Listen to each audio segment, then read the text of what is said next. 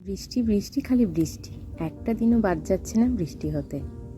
নমস্কার, আশা করব আমার পরিবারের সকলে খুব ভালো আছেন। প্রথম এরকম ভিডিও বানানোর চেষ্টা করলাম, তাই বেশ কয়েকটা ফোন হাতে নিয়েই এই বৃষ্টির মধ্যেই এরকম কয়েকটা ভিডিও বানিয়েছি। জানি না তোমাদের কেমন লাগবে, যদি ভালো লেগে থাকে অবশ্যই আমাকে জানাবে। আর আমাদের বাড়ির গাছের এই ফুলগুলো যত জল পাচ্ছে এত সুন্দর হচ্ছে, আর ফুলের মধ্যে এই জলের ফোঁটাগুলো যেন কি যে ভালো লাগছে দেখতে, সবটা মিলিয়ে বেশ সুন্দর লাগছে। সেই যে আষাঢ় মাস পড়তে থেকে বৃষ্টি শুরু হয়েছে, একটা দিনও বাদ যাচ্ছে না। হয়তো কোনো দিন সকালের দিকে সুন্দর রোদ বেরোচ্ছে, আবার বিকেলের দিকে যাকে তাই দুপুর থেকে মেঘ করে আসছে আর ঝমঝম করে বৃষ্টি হচ্ছে সারা সন্ধেটা। এই হচ্ছে, আর কি করা যাবে। আর আমাদের উঠোন বলো যাই বলো পুরো শ্যাওলা হয়ে গেছে, চারিদিক জলে ভর্তি। সকালবেলাটা দেখে রোদ্দুর দেখে মনে হচ্ছে আজকে যাই হোক আর বৃষ্টি হবে না, কিন্তু না, কোথার থেকে যে আবার বৃষ্টি শুরু হয়ে যাচ্ছে তার কোনো ঠিক ঠিকানা নেই। এই হচ্ছে আমাদের বাড়ির গাছগুলোর অবস্থা। গাছগুলোও জল পেতে পেতে ক্লান্ত হয়ে যাচ্ছে। এত জল কি আর সহ্য হয়? কত গাছ যে নষ্ট হয়ে যাচ্ছে। আর বাগানের অবস্থা তো আরও খারাপ, জল আটকে যাচ্ছে, জল কোথাও দিয়ে বেরোতে পারছে না, গাছগুলো পচে সব এবার পড়ে যাচ্ছে। ফসলের দাম তো আকাশ ছোঁয়া, তাই সেদিন দুপুরবেলা বেরোলাম একটুখানি বৃষ্টি দেখতে। সারা দিন একটানা বৃষ্টি হয়েছে। দুপুরবেলা কাজকর্ম সব সামলে ছেলেকে ঘুম পাড়িয়ে বাইরের দিকে বেরিয়েছি ছাতাটা নিয়ে। আর রাস্তার অবস্থা সে তো না বলাই ভালো।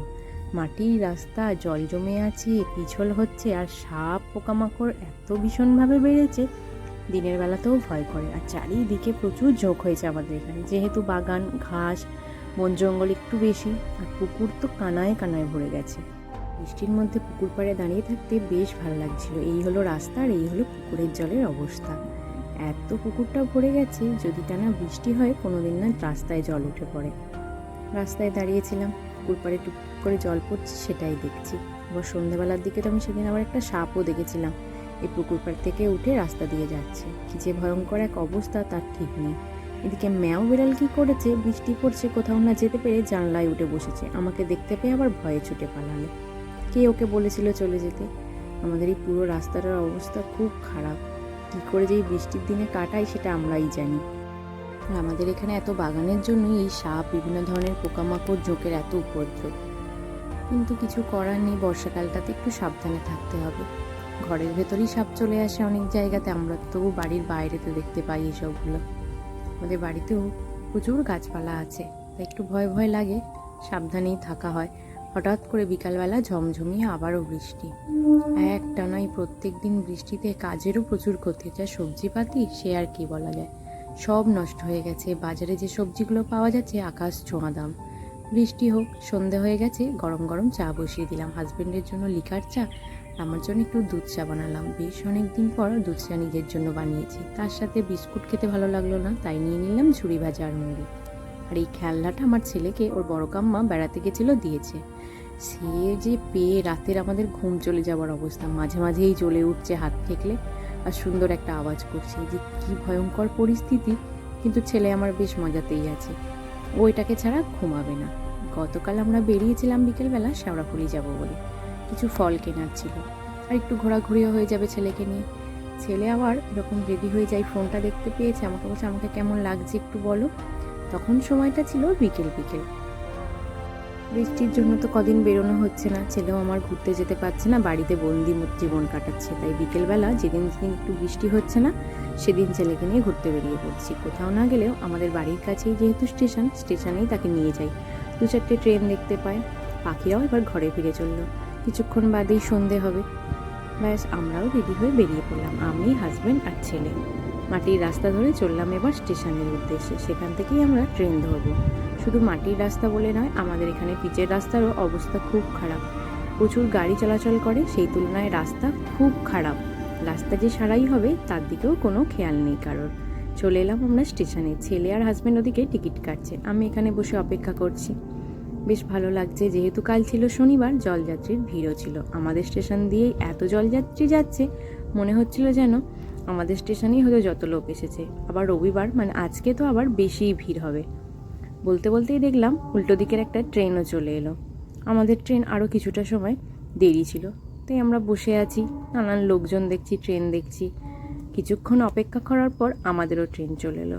এবার শুধু ট্রেনে ওঠার অপেক্ষা। একটা স্টেশন পরেই আমাদের শেওড়াফুলি নেমে দেখি তো যেন চাঁদের হাট। এই শ্রাবণ মাসটা জুড়ে এত ভিড় হয়, যেমন তারকেশ্বর তো তেমন শেওড়াফুলি। শনিবার রবিবার দুটো দিন প্রচুর ভিড় হয়। এই দুটো দিনই তো বেশি মানুষ এখান থেকে জল তোলে। আর যেখানেই তাকাবো এই সমস্ত জলযাত্রীদের জন্য জল ঢালার জন্য যেসব লাগে সেই সবেরই খালি দোকান। আমরাও হাঁটতে হাঁটতে পৌঁছে গেলাম একটা কাকিমার দোকানে। এখানে এত সুন্দর নিরামিষ ঝালমুড়ি মাখে, তার সাথে পেয়ারা মাখা, আমড়া মাখা, কামরাঙা মাখা, খুব সুন্দর আর সেরকম পরিষ্কার পরিচ্ছন্ন। আর নিরামিষ জন্যই আমার বেশি ভালো লাগে। আমরা একটু নিরামিষটাই শ্রাবণ মাসে বেশি খাওয়া দাওয়া করি। তাই কাকিমার দোকানে গিয়ে আগে একটু ঝালমুড়ি খেয়ে নিলাম। আর যতবারই যাবো ছেলেকে আগে শুকনো মুড়ি ঠোঙাতে দিয়ে দেবে, তারপর আমাদেরটা দেয়। আমরা মুড়ি নিয়ে এসে স্টেশনে বসে বসে খাচ্ছিলাম। আর এত লোক যাচ্ছে, একটা করে ট্রেন আসছে, কি বলবো। আর উপরেই নারকেলটা দেয় বলে আরও ভাল লাগে। তারপরে খাওয়া দাওয়া করে চলে গেলাম বাজার। ফল কিনবো আর কিছু টুকটাক সবজিরও কথা মনে পড়লো। ছেলে একটা একটা করে সবজি দেখছে আর ছুটোছুটি করছে। বাজারটা যেহেতু একটু ফাঁকাই ছিল, শ্রাবণ মাস তো অনেক মানুষ নিরামিষ খাওয়া দাওয়া করে, সবজিপাতিও কেনে। অফিস টাইম যেহেতু পেরিয়ে গেছিলো তখন, তাই খুব একটা ভিড় ছিল না। প্রচুর মানুষ অফিস থেকে ফেরার সময়ও এখান থেকে বাজার করে। আর এই যে শাকের দোকানটা দেখালাম, এখানে আবার শাক কেজি দরে বিক্রি হয়। আমাদের অন্যান্য বাজারে যেমন 1 আটি 2 আটি এভাবে বিক্রি হয়, ওখানে কেজি দরে বিক্রি হয়। তারপর ফলের দোকানে গেলাম কিছু ফল নেব বলে।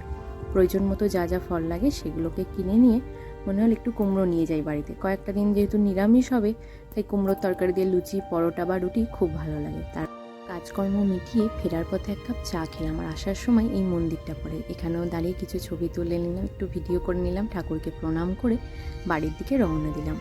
আসার পথে যখন স্টেশন আসছি তখনও দেখছি খুব ভিড়। সারা রাত জুড়েই শনিবার রবিবার শেওড়াফুলিতে ভিড় থাকে। সেরকম প্রচুর পুলিশও দিয়েছে এবছর। প্রতিটা বছরই থাকে পুলিশি তৎপরতা, এবছর সেই তুলনায় আরও বেশি দিয়েছে। একটা করে ট্রেন যাচ্ছে আর এত এত লোক নামছে। ওই ট্রেনটাতেই আমাদের ধরার কথা ছিল, তো টাইম না বুঝতে পেরে ট্রেনটা আমাদের সামনে দিয়েই চলে গেল। কোনো অসুবিধে নেই, একটা স্টেশন পরেই যেহেতু আমাদের বাড়ি, তাই রাত হলেও কোনো সেরকম বিশেষ ভয় লাগে না। আর এত পুলিশ দিয়েছে এবছর, মানে সারা স্টেশন, গঙ্গার ঘাট, বিভিন্ন দোকানের সামনে প্রচুর পুলিশ। মিলিটারি থেকে শুরু করে মানে ভালো রকম সিকিউরিটিও দিয়েছে এবং মানুষজনকে হেল্পও করছে। শুধু যে জলযাত্রীদের হেল্প করছে এমনটা না, সাধারণ মানুষদেরকেও প্রচুর হেল্প করছে। কথা বলতে বলতে আমাদের ট্রেনও চলে এলো। বাড়ি ফেরার বেশ কিছুক্ষণের মধ্যে দেখলাম ঝমঝম করে আবার বৃষ্টি এলো। সারাটা দিন বেশ ভালো গেল। ভাবলাম হয়তো আজকে আর বৃষ্টি হবে না। বৃষ্টি ঠিক রাত্রে এসেছিল। আজ তবে আসি, আবারও অনেক গল্প হবে।